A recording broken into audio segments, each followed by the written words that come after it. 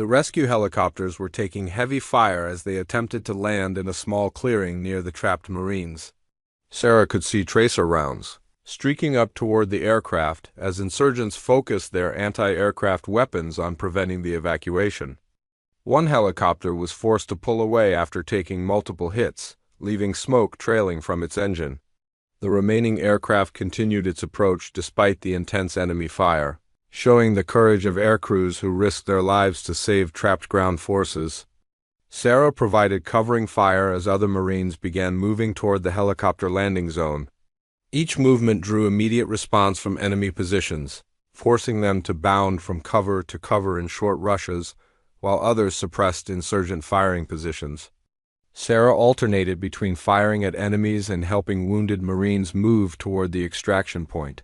Knowing that every second counted before the helicopter would be forced to leave, a sniper bullet struck Sarah in the shoulder, spinning her around and causing her to drop her rifle.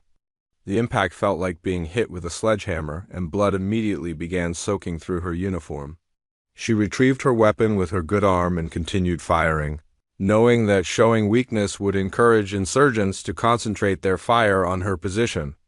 Adrenaline masked most of the pain, but she could feel her strength beginning to fade. Corporal Martinez was unconscious from blood loss, making it impossible for him to move on his own.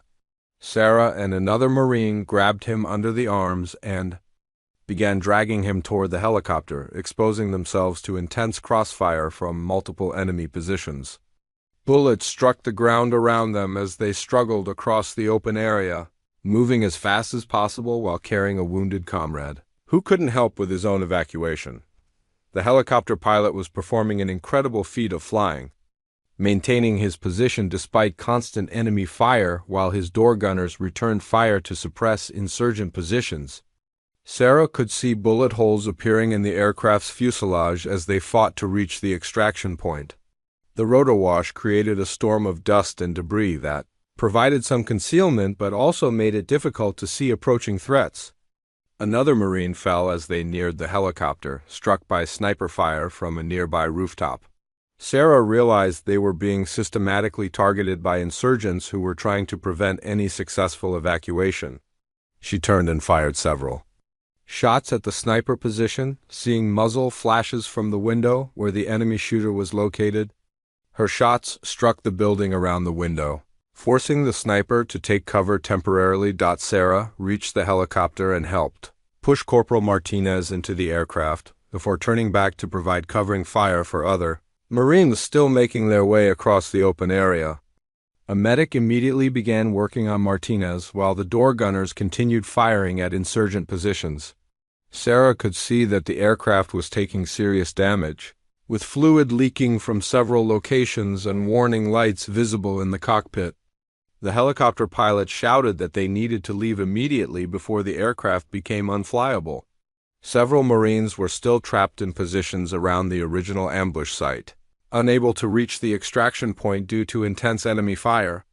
Sarah realized that not everyone would make it out on this flight, and some would have to wait for another rescue attempt if the damaged helicopters could even return safely to base. As the helicopter began to lift off, Sarah saw insurgents emerging from buildings to fire at the departing aircraft. She leaned out of the open door and returned fire with her rifle, trying to suppress enemy positions long enough for them to gain altitude and speed. Tracer rounds continued to streak past the helicopter as it climbed above the buildings, some striking the aircraft with metallic impacts that rang through the passenger compartment. A rocket-propelled grenade streaked past the helicopter's tail rotor, missing by only a few feet. The pilot took evasive action, banking sharply to avoid additional anti-aircraft fire while maintaining enough altitude to clear the highest buildings. Sarah watched through the open door as Fallujah fell away below them, seeing muzzle flashes from insurgent positions throughout the neighborhood where the ambush had occurred. The flight back to base seemed to take forever as Sarah helped a medic treat wounded Marines in the cramped helicopter cabin. Corporal Martinez was stable but needed immediate surgery to repair damage from his gunshot wounds. Other Marines had various injuries from shrapnel and bullets, but most would recover with proper medical treatment. Sarah's own shoulder wound was painful but not life-threatening, though she was losing blood and beginning to feel dizzy. As they approached the base, Sarah could see emergency vehicles and medical personnel waiting at the landing zone. The helicopter touched down heavily, its damaged systems barely maintaining flight capability. Medical teams immediately rushed forward to evacuate the wounded Marines, beginning emergency treatment even before the aircraft engines shut down. Sarah insisted on walking off the helicopter under her own power, though she accepted help from medics who guided her toward the field hospital. Captain Rodriguez's voice came through the radio with new orders. A relief force was en route, but Sarah's squad needed to hold their position for at least 20 more minutes. 20 minutes felt like an eternity when bullets were constantly flying overhead and their ammunition supplies were dwindling. Sarah looked at her wounded squad mate and the other Marines around her, seeing determination mixed with fear in their faces. They would hold the position because they had no other choice. Sarah took charge of redistributing ammunition among the squad members, ensuring that those in the best firing positions had enough rounds to continue suppressing enemy positions. She gave some of her own magazines to Marines who had expended more ammunition, keeping only what she needed for immediate threats. Leadership in combat often meant making quick decisions about resource allocation that could determine who lived and who died. The insurgents seemed to sense that the Americans were running low on ammunition because their attacks became more aggressive. Groups of fighters began moving closer to the Marine positions, using covering fire from snipers and machine gunners. Sarah could see them darting between buildings, getting closer with each movement. She aimed carefully, conserving her ammunition while trying to stop the most dangerous advances toward their position. A new threat appeared when insurgents began throwing hand grenades from nearby rooftops. The first grenade landed short, exploding harmlessly against the street, but the second one bounced off a wall and rolled toward their position. Sarah shouted a warning and dove for cover as the explosion sent shrapnel flying through the air. One piece struck her in the leg, but adrenaline kept her fighting despite the pain and bleeding. Corporal Martinez was getting weaker from blood loss, and Sarah knew they needed medical attention soon. She used her field bandages to create better pressure dressings for his wounds, but without proper medical supplies and evacuation, his condition would continue to deteriorate. The other Marines were also showing signs of fatigue and stress as the firefight continued beyond what anyone had expected when they left base that morning. Sarah noticed that the enemy fire was becoming more coordinated, suggesting that insurgent leaders were directing the battle and possibly bringing in reinforcements. Machine gun positions were being established in buildings that provided better fields of fire, and snipers were moving to locations where they could target Marines who tried to change positions. The ambush was evolving into a sustained battle that would test every aspect of their training and endurance. The distinctive sound of helicopters in the distance brought hope, but also new dangers. Sarah knew that insurgents often had rocket-propelled grenades and anti-aircraft weapons that could threaten rescue helicopters.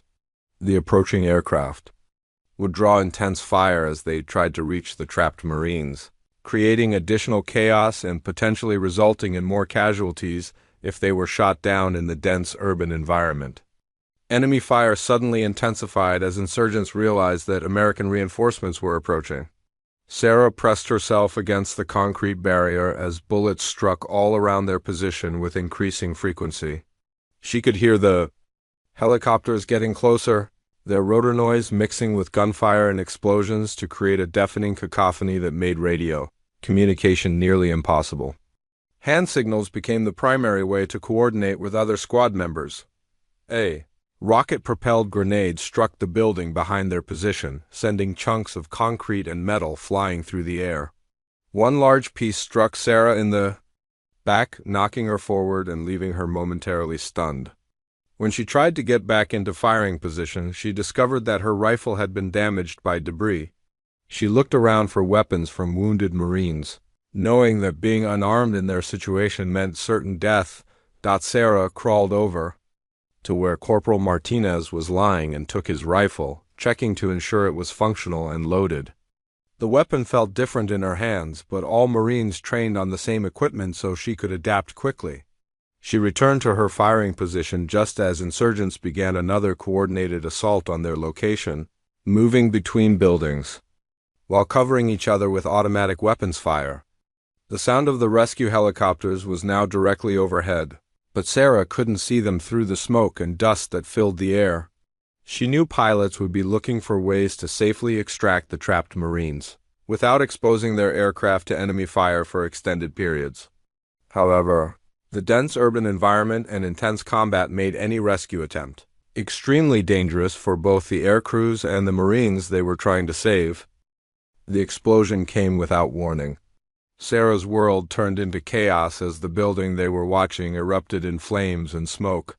The blast was so powerful that it knocked her backward against the concrete barrier, temporarily stunning her and filling her ears with ringing noise. Through the smoke and debris, she could see that the entire operation had been a carefully planned ambush. The target building had been rigged with explosives, and now insurgents were firing from multiple positions around the area. Gunfire erupted from rooftops, windows, and doorways that had seemed empty moments before.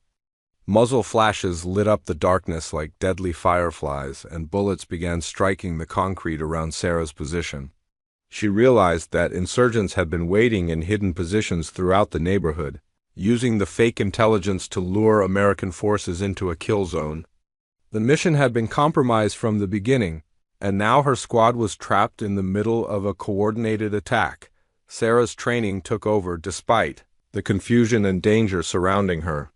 She pressed herself against the concrete barrier and began returning fire toward the nearest muzzle flashes. Her rifle bucked against her shoulder as she fired controlled bursts at insurgent positions, trying to suppress their fire long enough for her squad to reorganize. Around her, other Marines were also fighting back, but she could hear shouts indicating that some had been wounded in the initial explosion and gunfire. The radio was filled with urgent communications as other units reported they were also under attack. The entire operation had been a trap designed to ambush multiple American teams simultaneously. Captain Rodriguez's voice cut through the chaos, ordering all units to establish defensive positions and calling for immediate backup and medical evacuation. Sarah could hear the strain in his voice as he tried to coordinate the response while under heavy enemy fire. A bullet struck the concrete inches from Sarah's head, sending sharp fragments into her face. She wiped blood from her cheek and continued firing, knowing that stopping to treat minor wounds could be fatal. Her squad leader was shouting orders, trying to organize their defense while calling for covering fire.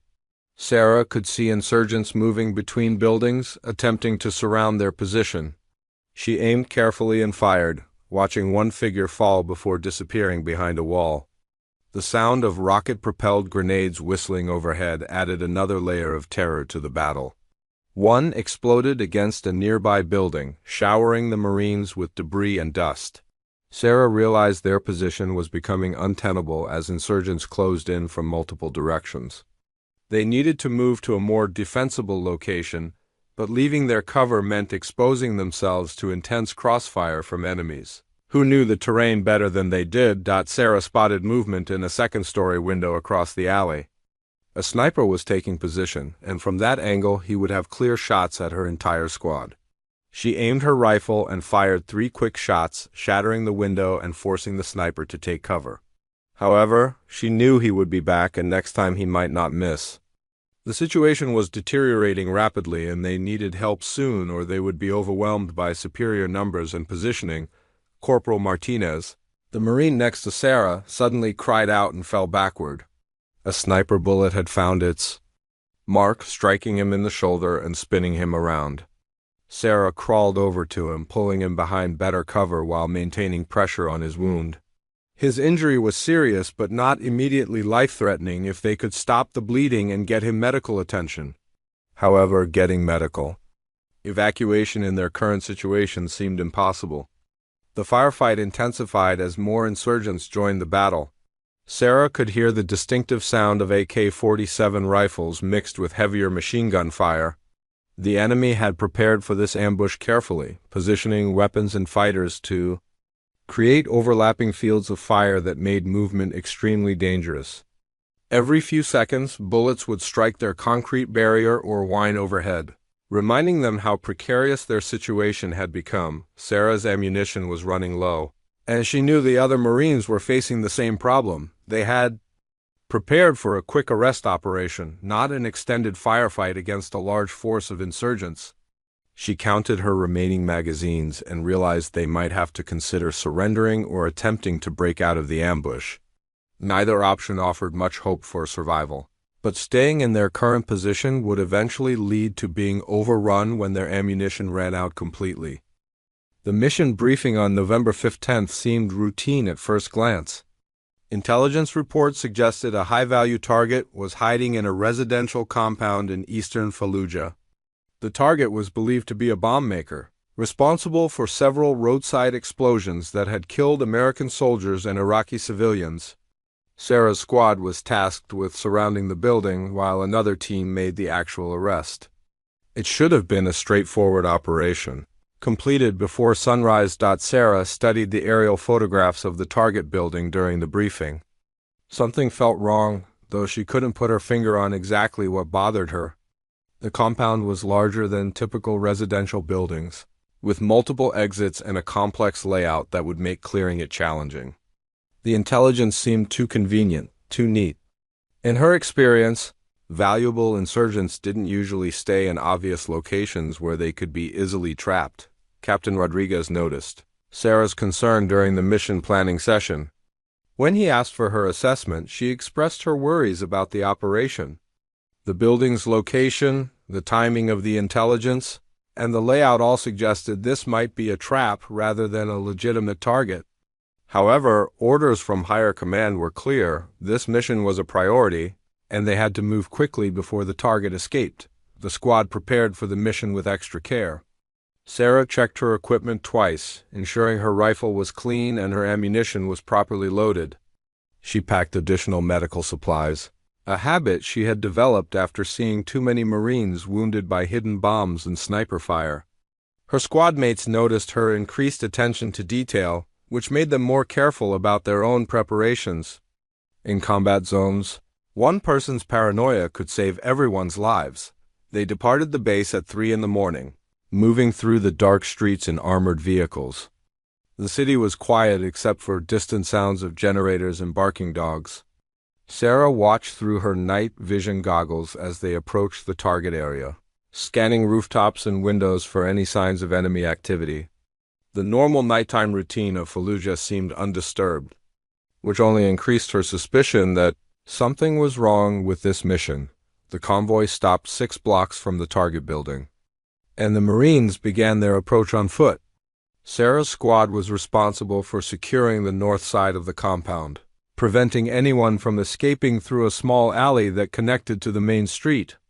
The plan called for them to move into position quietly, then wait for the assault team to begin their operation. Communication would be maintained through radio headsets, allowing coordination between all units involved in the mission. As they moved through the narrow streets, Sarah noticed unusual details that increased her concern. Windows that should have had curtains were completely dark, and she didn't see the normal signs of family life that characterized residential neighborhoods. No clothes hanging on lines, no children's toys in doorways, no cooking smells in the air. The area felt abandoned, as if civilians had been warned to leave before something dangerous happened. Sarah's squad reached their assigned position without incident. They had a clear view of the north exit from the compound, positioned behind concrete barriers that would provide protection if shooting started. Sarah used her binoculars to study the target building more carefully, noting the placement of windows, doors, and potential sniper positions. The structure looked like it had been modified recently, with new concrete work around. Some windows that could be firing ports.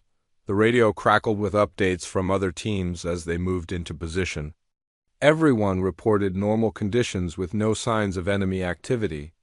The assault team was preparing to breach the main entrance, waiting only for confirmation that all escape routes were secured.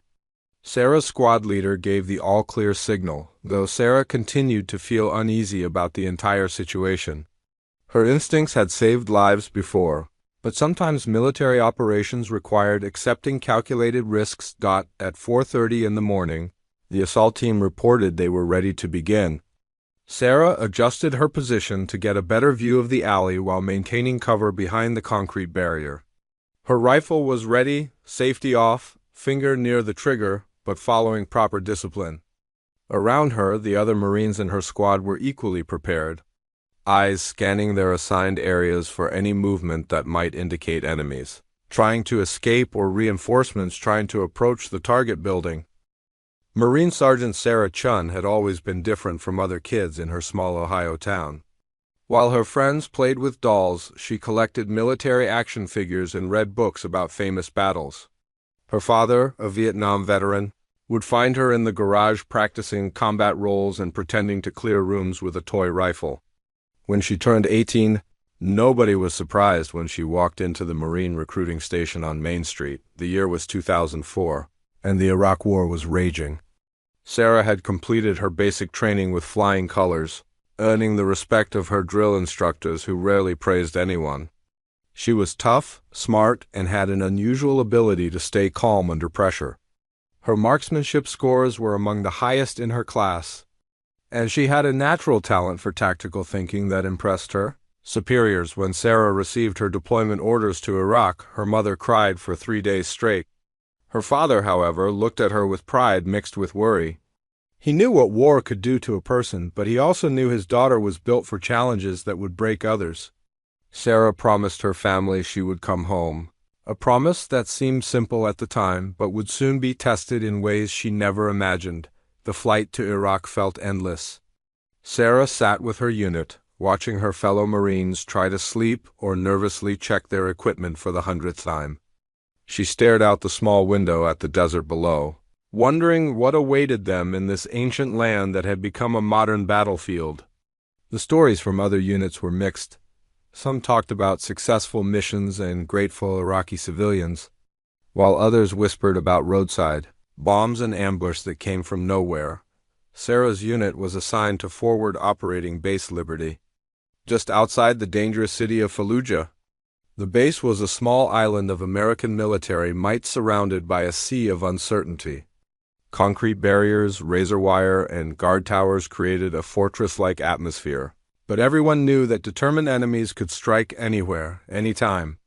The heat was overwhelming, even in the early morning, and the dust seemed to get into everything: weapons, food, and lungs. During her first week, Sarah learned the reality of combat operations.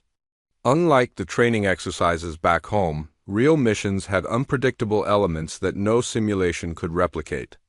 The local population was a mixture of people who welcomed American presence and others who saw them as invaders.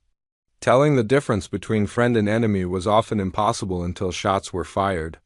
Sarah quickly adapted to this environment, earning the nickname Ice from her squadmates for her ability to stay cool during tense patrols through Fallujah's narrow streets. Her commanding officer, Captain Rodriguez, noticed Sarah's potential early on. She had an instinct for reading dangerous situations and could spot trouble before it developed into something deadly. During routine patrols, she would often point out suspicious activities or locations that other Marines had missed. Her recommendations saved lives and prevented several potential ambushes. Within 2 months, she had become an unofficial scout for her unit, often taking point during dangerous missions into the heart of insurgent territory. The city of Fallujah was unlike anything Sarah had experienced. Ancient buildings mixed with modern structures, creating a maze of streets, alleyways, and rooftops that provided countless hiding places for insurgents. The civilian population lived in constant fear, caught between American forces trying to maintain order and insurgent groups fighting to drive out the occupiers. Children would wave at Marines during the day, while their neighborhoods echoed with gunfire at night. Sarah's squad developed a reputation for successful missions with minimal casualties.